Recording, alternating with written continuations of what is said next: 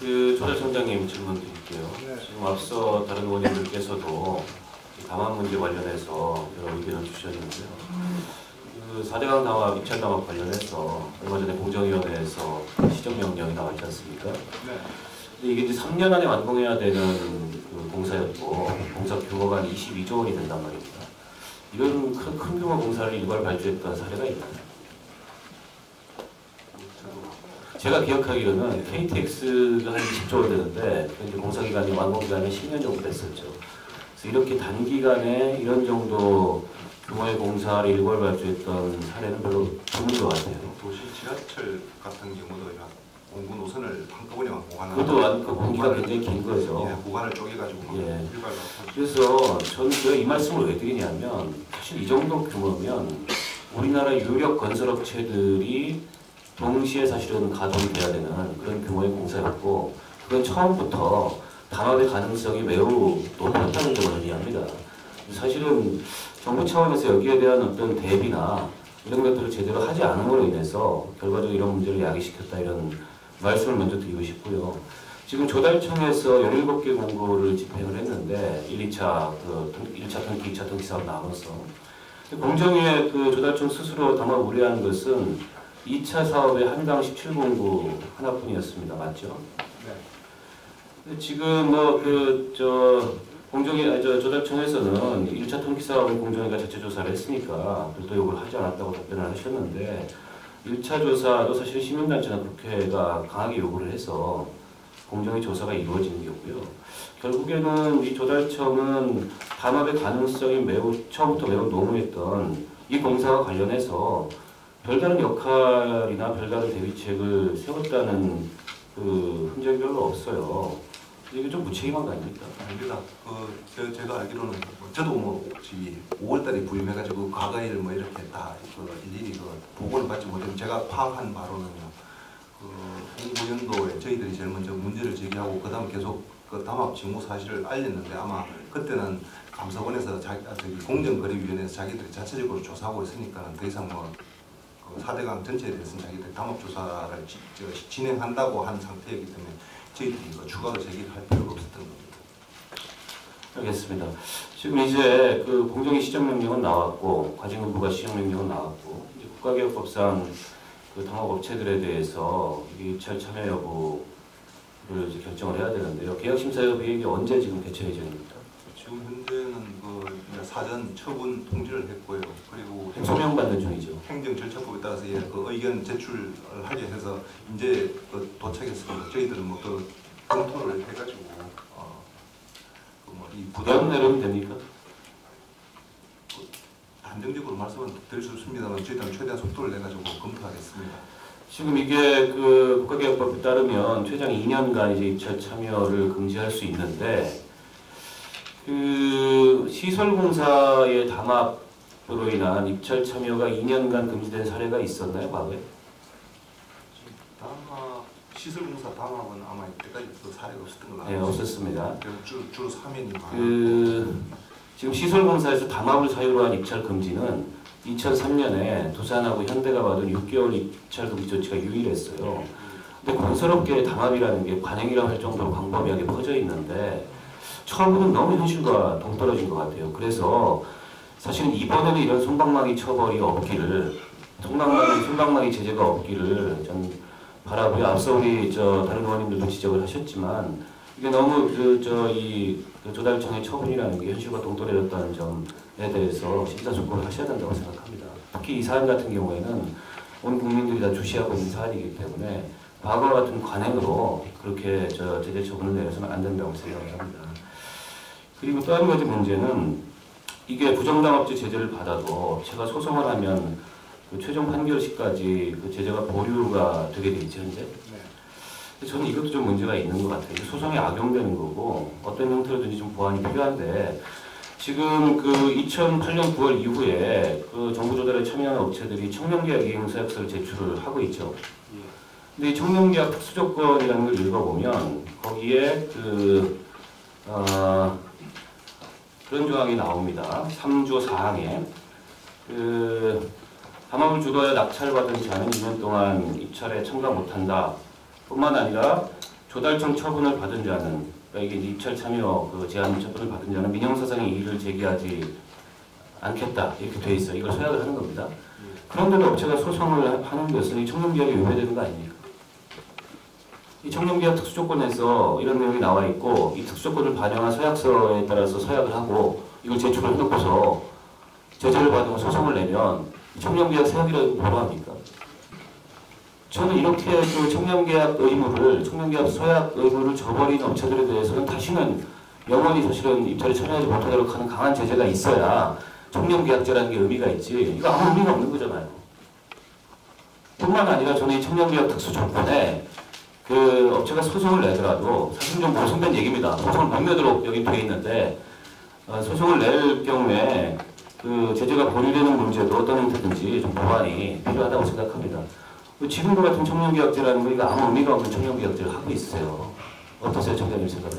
그래서 저희들은 뭐 하여튼 저희들이 할 수 있는 범위 내에서는 최대한 그렇게 했습니다만 이런 것들이 결국은 행정규칙으로 사법적 구제 절차를 제한할 수 없다는 그런 것들이 좀 악용되는 그런 경우라고 봐야 되겠습니다. 그리고 앞서 그 손해배상 문제 관련해서 우리 최재성 의원님이 그 지적을 했는데 조달청이 국토부 공정위하고 2009년에 그 4대강 사업 살리기 사업 입찰자 설명회를 1차 설명회를 열었습니다. 네. 거기에 보면 이제 그 손해배상을 할 수 있다. 입찰 담합을 한 기업에 대해서 손해배상 청구가 가능하다. 이런 내용이 명시가 돼 있어요. 그래서 저는 이거 좀 국민의 혈세를 낭비한 거 아닙니까? 여기에 대해서는 비단 입찰 담합한 기업에 대해서 그 입찰 참여를 제한하는 정도의 제재를 넘어서 손해배상 청구를 필수적으로 해야 된다고 생각해요. 이번 사건 같은 경우에 손해배상 조달청이 나서 해야 되는 거 아닙니까? 손해배상을 하는데 손해배상의 시점이 문제입니다. 네. 이게 어차피 손해배상하는 건 지금 그 법률상 소송 예류 중에 있는 거고 이런 손해배상 시점은 법률상 판단이 이루어지고 난 뒤부터 그 시점부터 이제 사실은 그 손해배상이 사실 유의해지고 그 손해가 얼마나 아니 그러니까 시점의 문제는 그렇다 치고 손해배상 청구를 하실 의지가 있으시다는 겁니다. 저기 발주기관하고 상의가 둘 중에 한 사람 반드시 뭐 하는 방향으로 검토해. 예, 꼭 하셔야 되고 저 조달청에서 적극적인 의지를 좀 가지셔야 됩니다.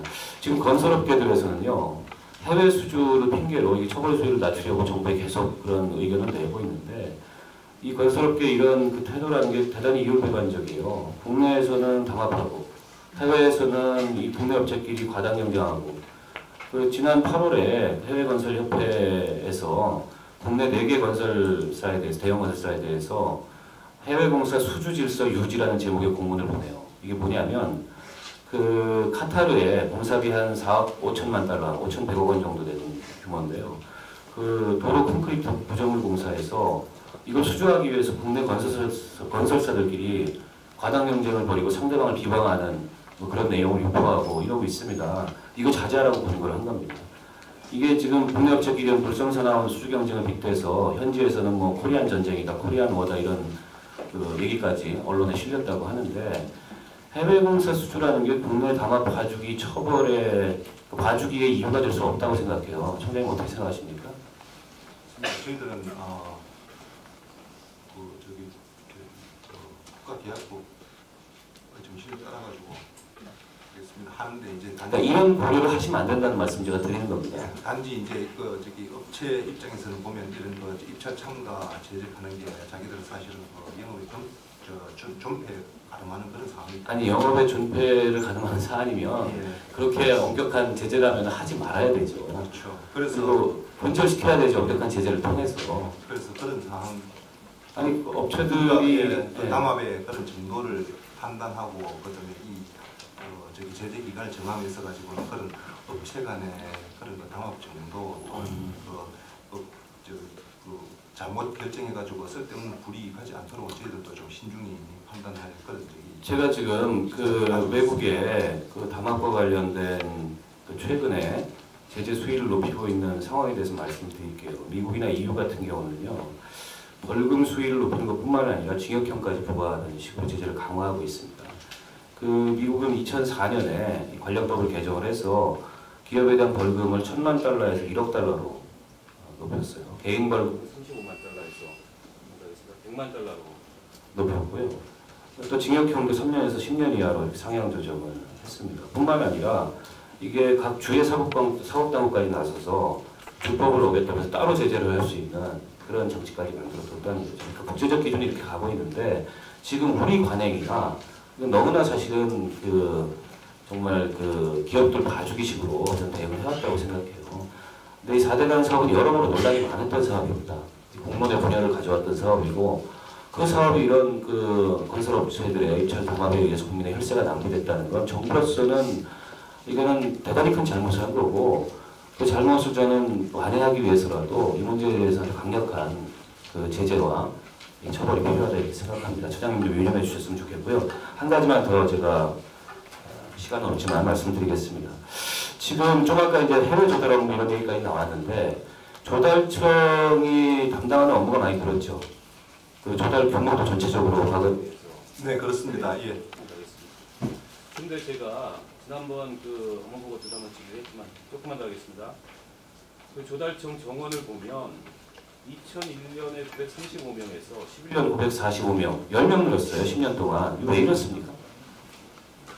정부가 청원 관리를 한다는 걸 알고 있는데 적극적으로 증원 요청을 안 한 거 아닙니까? 업무가 이렇게 늘고 조달 규모도 늘고 있는데 어떻게 정원이 10명 늘 수가 있어요? 그 반대급부예요. 비정규직이 계속 늘어서 지금 전체 인력의 20% 정도가 비정규직이에요. 이게 정부 예청치고는 굉장히 높은 수준입니다. 그렇습니까? 예, 그럼 모르고 계셨어요, 총장님? 아니 뭐 저희들 어떤 데는 보니까 그거는 부처의 성격에 따라서 비정규직이 한 200% 되는 경우도 있고 저희들은 아마 20%면 19점 몇 %인가 되는. 예, 19점 몇 %입니다. 예, 그렇게 높은 수준은 아니라고 생각합니다. 그리고 저희들 업무가 정말로 이 공공부문에서 법령 해석이라든지 이런 유권 해석으로 법령상의 지위를 부여받아가지고 할 수 있는 일이 있고 또 이런 거 단순히 아까도 말씀하셨습니다만 마스터 계약이든 모니터링이나 아니면 국유재산 이런 것들 조사 같은 것들 이런 부분은 필수 핵심 인력은 사무실에서 앉아서 하더라도 일선에 현장을 루빙에서 뛰고 이런 것들은 어느 정도 교육을 받은 아웃소싱 인력을 전문 계약직을 쓸 수도 있는 것이기 때문에 이게 정규직이냐 비정규직이냐 그런 문제는 아닌 것 같고요. 저희들은 비정규직이 한 180명 됩니다만 비정규직 80명의 처우 수준 같은 것들은 해당 직급 같은 비중의 그런 공무원들의 한 90% 정도는 저희들이 다 보장을 하고 있습니다. 비정규직이 높은 게 문제일 뿐만 아니라 정규 조달청 정원이 지난 10년 동안 10명밖에 늘지 않았다. 업무가 늘어나고 조달 규모가 늘어나고 점차 이 중요성이 확대됨에도 불구하고 이건 적극적인 노력을 안 한 거 아닙니까? 조달청 스스로? 예, 조금 어려운 점이 있어가지고 해마다 이렇게 조금씩 늘려는 오는데 그게 또 워낙 또 국민들 입장에서는 보면 정부가 커지는 거에 대해서 공무원 숫자 늘어나는 거예요. 그러니까 이 점에 대해서는요 더 적극적인 자세를 가지셔야 되고 네, 이게 작은 정부라는 게 꼭 좋은 게 아닙니다. 이게 국가 차원에서 비정규직을 양산하는 문제이고요. 예. 조달청 인력 증원에 대해서도 좀 책임 있는 태도를 청장님이 취해 주시고 저는 이거는 우리 상임 차원에서도 나중에 조합감사 하고 나서 견의사항들을 만들 때 한번 증원 문제를 의견으로서 권고하는 것을 검토할 것을 다른 의원님들께도 말씀을 드리겠습니다. 마치겠습니다. 예, 박원순님 수고하셨습니다.